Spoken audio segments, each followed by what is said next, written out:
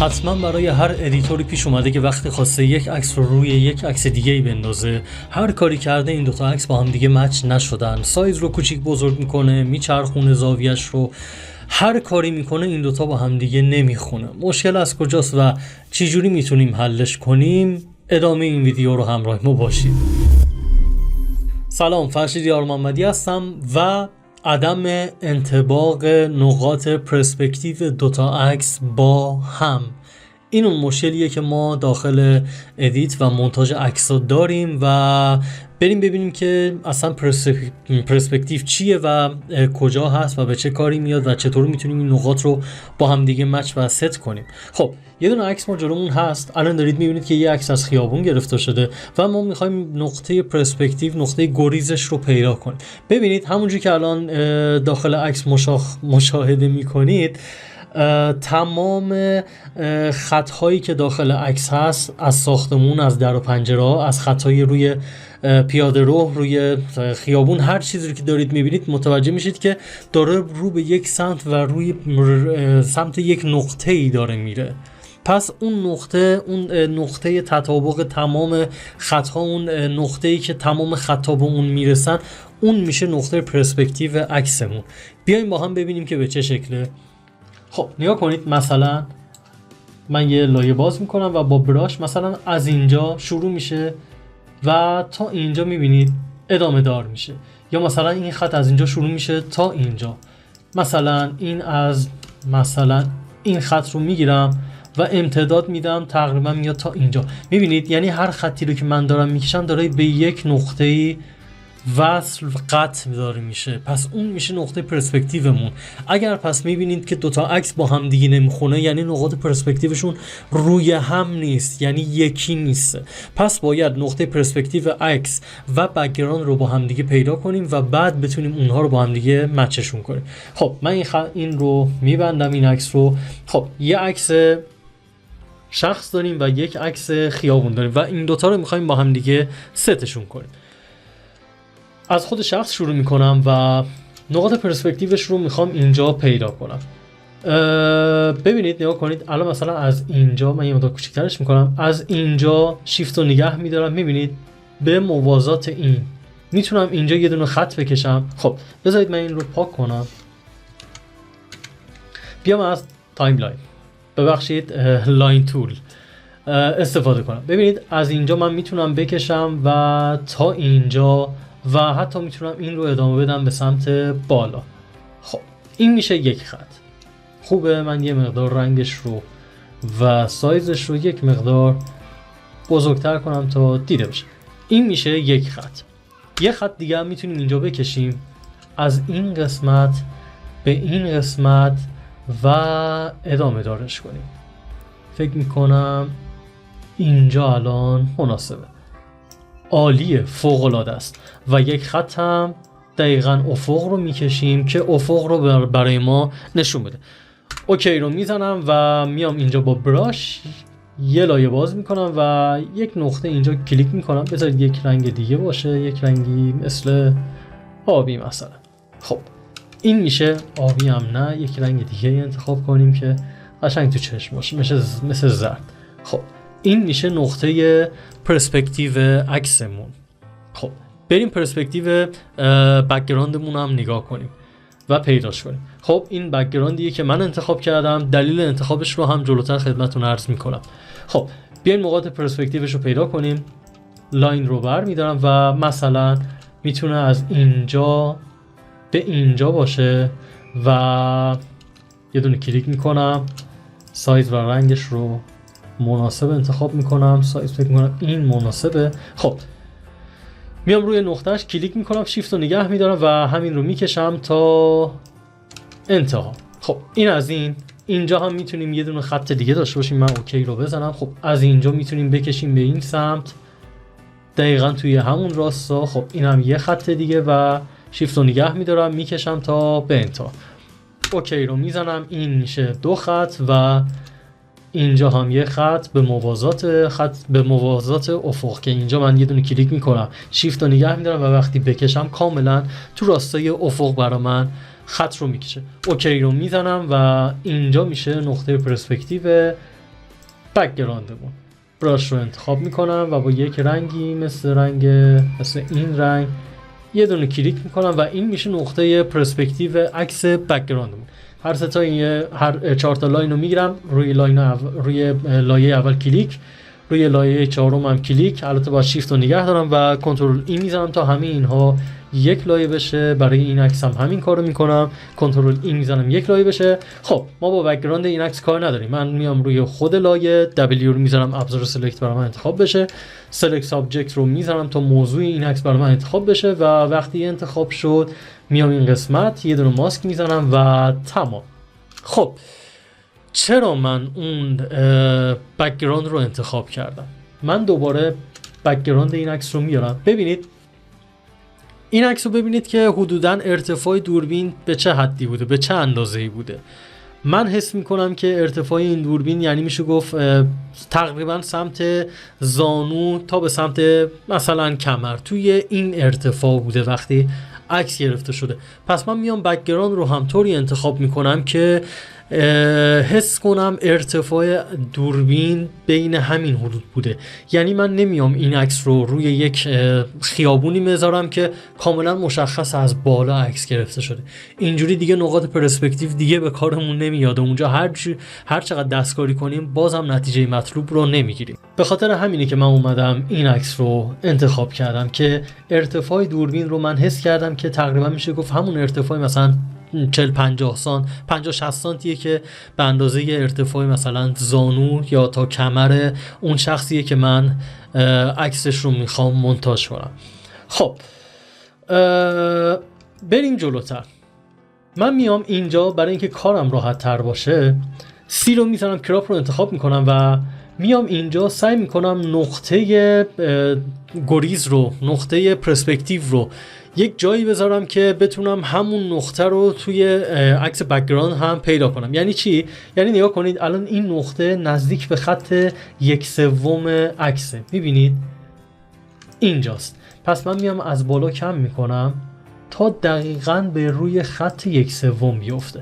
الان نگاه کنید دقیقاً روی خط 1/3. پس من میام کراپ رو میزنم و همینجا عکس رو کراپ میکنم و میام اینجا و دقیقاً همین کار رو هم روی عکس بک‌گراندم انجام میدم که تطابق بین این دوتا عکس با هم راحت تر بشه. خب من میام یه دونه کلیک میکنم و خب مشخصه از پایین باید بکشم به سمت بالا تا همینجا خوبه. نقطه فضای پرت بالا خیلی زیاد داریم، پس من از بالا هم کم میکنم.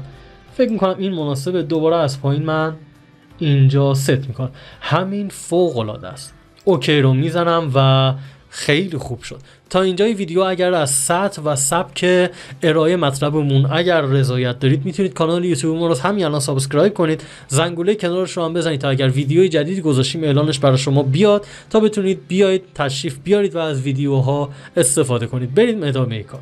خب اینجاست که من میام این دوتا لایر رو شیفت رو نگه میدارم، دوتا لایر رو انتخاب میکنم، وی رو میزنم تا ابزار موو برای من انتخاب بشه و عکسم رو درگ میکنم روی عکس بک‌گراندم. خب این از این و کافی که الان نقاط پرسپکتیو دوتا عکس رو با هم دیگه یکی کنیم.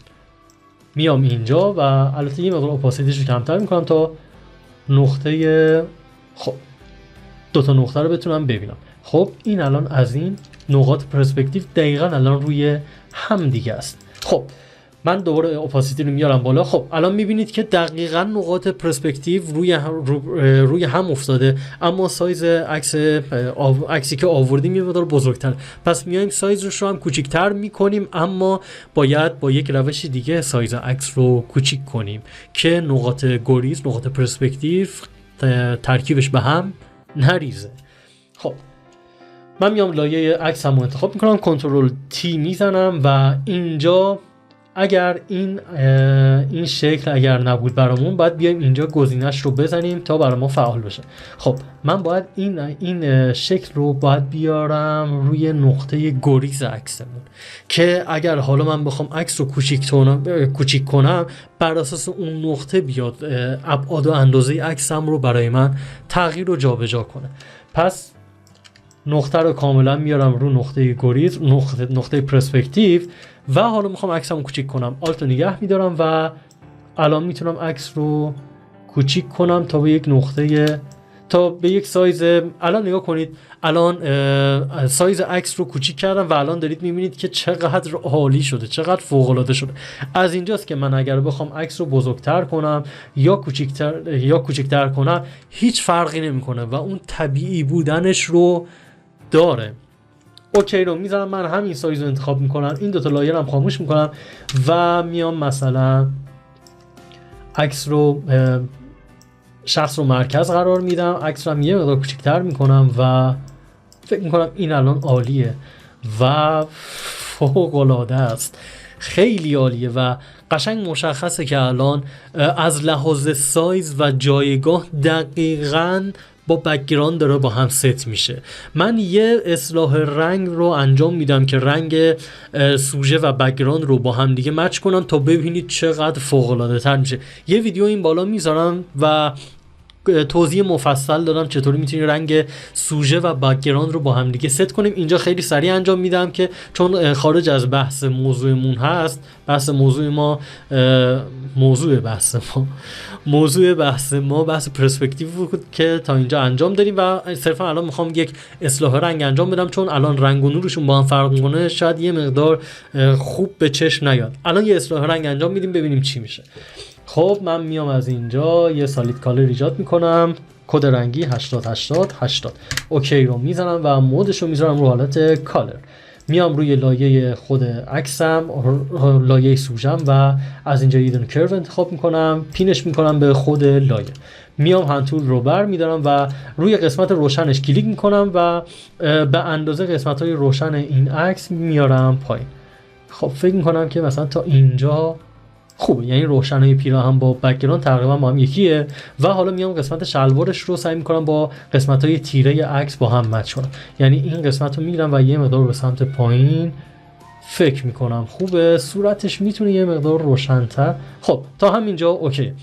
دوباره برمیگردم به قسمت پنل لایه‌ها و یه دونه ادجاستمنت کرو دوباره انتخاب میکنم، پینش میکنم به سمت پایین و این بار میام مود لایه خاکستریمو میذارم رو حالت لومینانس که الان اختلاف‌های نوری رنگ‌ها برای من به وجود بیاد که چقدر پیچیده شده اصطلاحش. برید اون ویدیویی که به شما ساجست کردم رو حتما ببینید، در مورد این توضیحات کاملا مفصل توضیح داده شده در مورد این عبارت‌ها. خب میرم رو قسمت کرو و میرم رو قسمت رد نمیخوام، رنگا تقریبا با هم سته. روی گرین هم روی بلو اول میام که این قسمت شلوار رو با قسمت های بک‌گراند یکی کنم، یه دونه کلیک رو به سمت بالا که خب نمیشه، رو به سمت پایین خوبه. لباس، رنگ لباسی که داریم توی محیط اصلا نداریم، پس برمیگردیم به قسمت گرین، یه دونه کلیک میکنم ببینم که میتونم. خب عالی شد، این فوق العاده است. الان با بک‌گراند کاملا با هم مچ شد و رنگ صورت رو هم اگر تونستم اینجا درستش میکنم، اگر نتونستم مشکلی نیست، از ماسک میتونم استفاده کنم. فکر میکنم تا همینجا الان اوکی، عالی، فوق العاده است. من لایه بالایی رو بر میدارم و یک اصلاح رنگ و نور فوق العاده عالی شد. اینجا قبل و بعد رو ببینیم، یه قبل و بعد اصلاح رو که واقعا عالی شد. بیایم یه مقدار طبیعی ترش کنیم. میام من از اینجا یه دونه سالید کالر ایجاد میکنم با رنگ مشکی، لایه‌ش رو کنترل آی میزنم، معکوس میکنم و میام با یک براش خیلی نرم مثلا 4-5% این قسمت های پایین رو یه مقدار تیره میکنم و میام زیر لایه خود سوژم یه دونه ادجاستمنت سالید کالر ایجاد میکنم با رنگ مشکی، ماسکش رو هم معکوس میکنم. میخوام سایه شخص رو، سایه نوری که داره میخوره رو زیر پاش میام درست کنم.